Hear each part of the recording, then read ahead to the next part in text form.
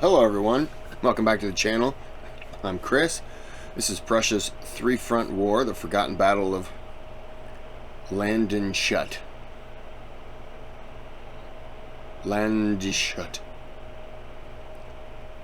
It's the forgotten battle of... So, we're going to go ahead and get started. Like, subscribe, or... video.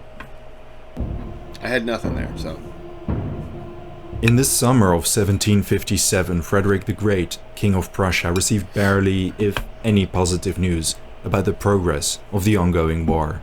The defeat at Kolin in June put a considerable dent in the Prussian war machine. Frederick raised the siege of Prague and debated on what to do. Initially, he wanted to retreat to Saxony, but he tried to maintain much of his conquered Bohemian territory instead. He divided his army into two equal parts. At Leitmeritz, Frederick commanded some 34,000 soldiers. His brother August Wilhelm commanded an equal number of men to his east. These fed off the magazine at Zittau in Upper Lusatia. Frederick told him it was of vital importance to defend the supply depots and entrances into Silesia. Meanwhile, irregulars under Landeshut and Beck infested the main roads and villages around the frontier. Frederick spent some of his most unhappy days in the palace at Leitmeritz. On June 28, news reached him of his mother's death. When he found out, he wrote to his sister Wilhelmine, "All misfortunes overwhelm me at the same time. This loss is the culmination of my sorrows, and yet I am forced to act, and I do not have time to give full course to my tears. All the losses in this world may be redressed, but those occasioned by death are beyond remedy." He indeed did not have time to grieve. Wow. In Bohemia, 110,000 Austrians were ready to advance. To his east, 100,000 Russians under Field Marshal Stepan Apraksin moved against his duchy. To his west, 125,000 French were becoming a significant danger for his Hanoverian allies. Under Prince de Soubise, they already conquered Prussia's clave possessions, and a 70,000 strong army under Count d'Estrées now directed their march against Hanover. And to top it all off, another army, the 40,000 strong Rijksexecution Armee, consisting of imperial soldiers commanded by Field Marshal Prince Joseph von Sachsen-Hildburghausen, were on the move to link up with the French. Anytime you hear the execution army is coming to get you, it doesn't sound like they're going to be, showing up for a tickle party. Through diplomacy, Prussia continued attempting to establish peace with France, to no avail. Worrisome news from Sweden reached Frederick as well. They were preparing an invasion force to seize Pomerania. It wouldn't be until September 13 till they landed, but it opened another front. Three main fronts opened: the south around Silesia and Saxony against the Austrians, the west against the French and Imperial Army, the east against the Russians. Facing over 400,000 hostile troops, Frederick amassed no more than 154,000 soldiers. Up to 64,000 were stationed on the Bohemian frontier against the Austrians.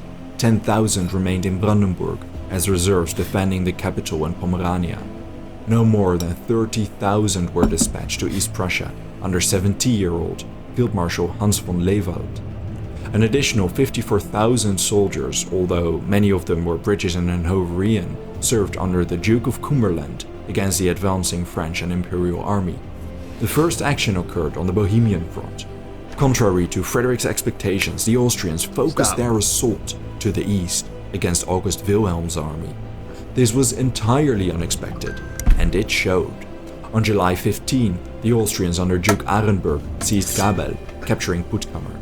August Wilhelm was outmaneuvered. The Austrians continued with a vengeance, and 8 days later, they fell onto Zittau. Just like that, they seized a depot which could have sustained 40,000 soldiers for a month. Again, a massive blow to Prussia. The Austrians used Zittau as a springboard to launch raids into Silesia throughout the summer. August Wilhelm retreated to the west with a highly demoralized army, suffering continued attacks by irregulars. His poor managed retreat left the path to Silesia wide open. Bad news continued. 3 days after Zittau, a French army under Marshal d'Estrées defeated the Duke of Cumberland's army at Hastenbeck. Negotiations between the French and Hanover opened. This worried Frederick. The withdrawal from Hanover, and thus Great Britain, from the war would severely weaken Prussia's western frontier. Additionally, a French army under Marshal Soubise, stationed in Strasbourg, preyed on the Prussians. The king met his brother at Bautzen. After the meeting, the prince reportedly departed in tears. A surviving letter Frederick sent to him does not leave much to the imagination. You make me pay a high price for the confidence I reposed in you. Never again will you, August Wilhelm, command another army to ruin. To my way of thinking, your splendid expedition was nothing more than the impulse from some superannuated, spoiled child, from whom we take a knife lest he should cut himself and injure others. The prince and his generals deserve to be sentenced to death by court-martial, but his position prevents this. August Wilhelm resigned from the army not soon after. He passed away, likely from a cerebral hemorrhage, before the animosity between the brothers could be resolved. In the wake of his retreat, Frederick traveled to Silesia to reassemble his army north of Zittau. He commanded some 65,000 men. Primary sources conflict about the army's state. Some mention the army being re-energized thanks to the king's presence. Others mention it was demoralized. Prince Henry supposedly talked the king out of several near-suicidal attacks against the Austrians during these days. Heeding Henry's advice, Frederick returned to Dresden with 25,000 soldiers to take stock. He ordered Bevern at Gorlitz to defend Silesia with some 40,000 men. General Winterfeld was assigned to assist Bevern. Frederick concluded the most dangerous problem was the French. They even refused his peace offerings, promising millions of thalers as indemnity. Likely because Madame de Pompadour, the French king's mistress, had a strong dislike for Frederick. The feeling was mutual. But to his east, trouble continued brewing. General Beck, Nadashti, and Arenberg, among many other Austrian commanders, roamed the frontier. One of these commanders frequently raiding Silesia was Colonel Janusz von Eberstadt. Already in early July, he captured Landeshut, although some sources indicate he captured it as late as August 10. But Landeshut too became a hub for irregular incursions against Silesia. Prussian scouts relayed this information to Major General Johann Friedrich von Kreitzen, stationed nearby. The general now set out to surprise Janus and expel him from his stronghold.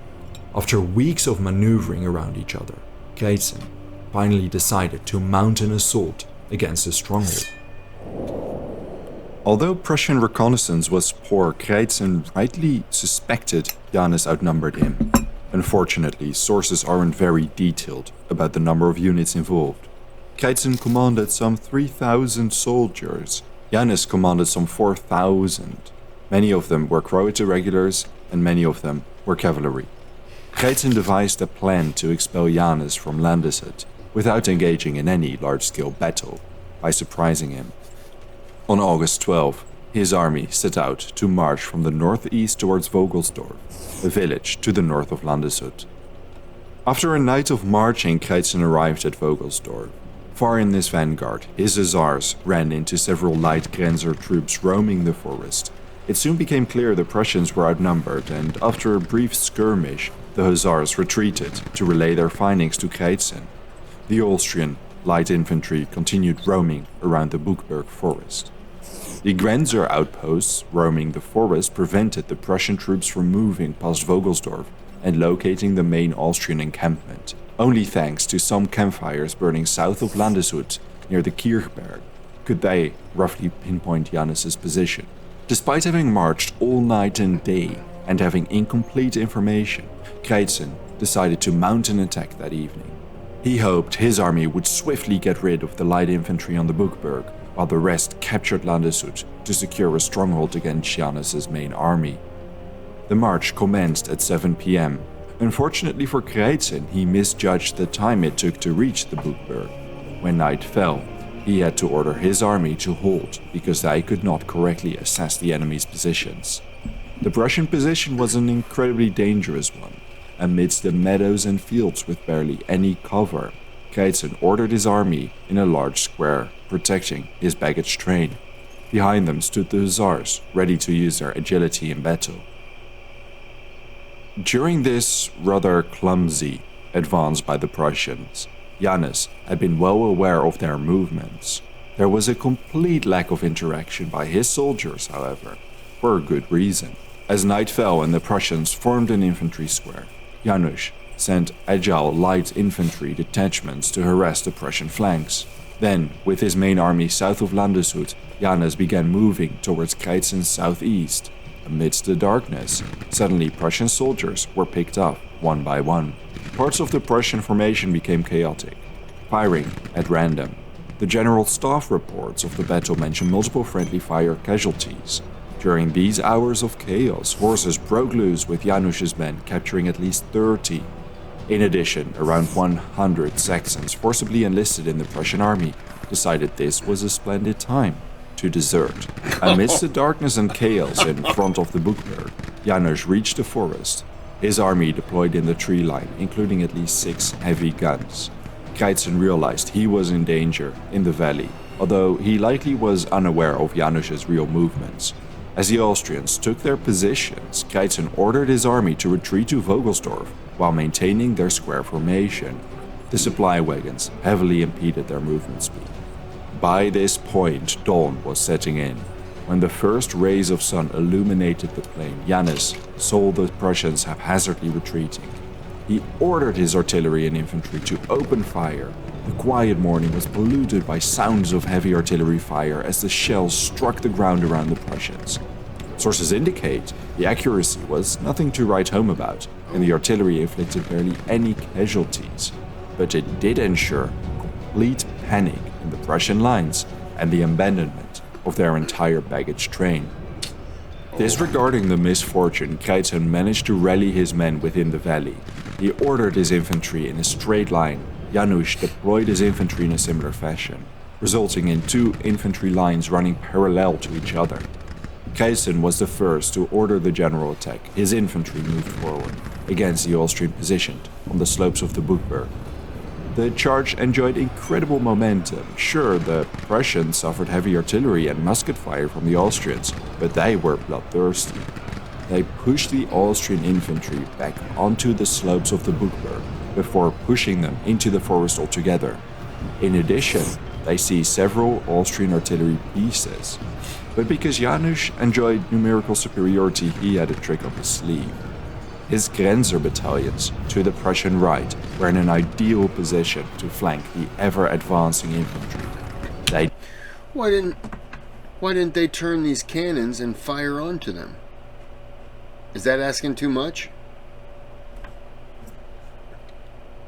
I guess maybe they took possession by meaning they were more physically closer to it, but they didn't actually have them. Maybe that's what it was. Did so, drawing their sabers and charging into the Prussian lines. Meanwhile, his remaining artillery fired volleys of grape shot. This tore into the infantry lines. Brief, ferocious combat ensued. As the reports from the general staff indicate, the unusual sight had immediate effect on the morale of the Prussians. Their lines wavered, they yielded ground and became dispersed. The combination of grape shot, the flanking, and close combat in the tree line mauled the infantry. Before too long, the Prussian lines broke entirely, and the surviving infantry soldiers retreated, suffering fire along the way. Because the Prussian infantry body deteriorated into chaos, several units fled in the wrong direction. In total, the Prussians lost 1,337 men and 30 officers. The Austrians captured most of them. Among them was an entire battalion, which ended up surrounded and forced to surrender. Jeez. The Austrians lost 3 officers and 96 men. Oh, wow. The Battle of Landeshut was nothing more than a footnote, if that, in literature about the 7 Years' War. But it perfectly illustrates the trouble for Prussia during this conflict. Even if they enjoyed momentum, they generally were outnumbered. The aftermath of the battle was emblematic for the Silesian and Bohemian campaign of the 7 Years' War. Prussia's defeat ensured the Austrians were free to use the strongholds along the Silesian border to conduct raids into the province. Janus was promoted to Major General for his victory. It wasn't until midwinter that Frederick was able to mount an adequate response to the Austrian presence on his frontier. But for now, more pressing issues captured his attention. In the west, the French and Rijksarmee were preparing to link up and attack Prussia. And in the east, the Russians too had learned of the Prussian defeat at Kolin, and their enormous invasion force was rapidly gaining ground. The heavily outnumbered Field Marshal Lewald was the only one standing in between Field Marshal Apraksin's Russians and the entire Duchy of Prussia. At the famous Battle of Groß-Jägersdorf, they would decide the future of Prussia's east. Thank you very much for watching this video. If there's a... Holy crap, that was a fast one. I didn't speak a whole lot, and I do apologize for that, but I don't know anything about these battles. So, and I didn't really have anything to ask, except for the cannon. Kind of forgot I was making a video there for a little bit. Well, I'm gonna go ahead and end this here.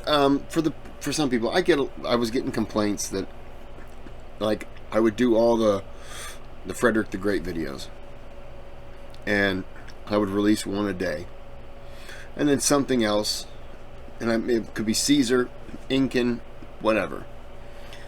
And people wanted me to break that up a little bit more, so that's what I'm doing, breaking it up a little bit more. And so because of that, I need a little more recommendations of other videos. And you can recommend a channel, and I can look through the channel and then just find a video, or find some videos that are pretty cool. But I'm trying to kind of do these, but also, I guess, not do them daily.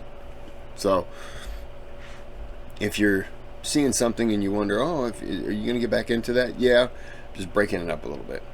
Okay? So after explaining that, have a good day, have a good night.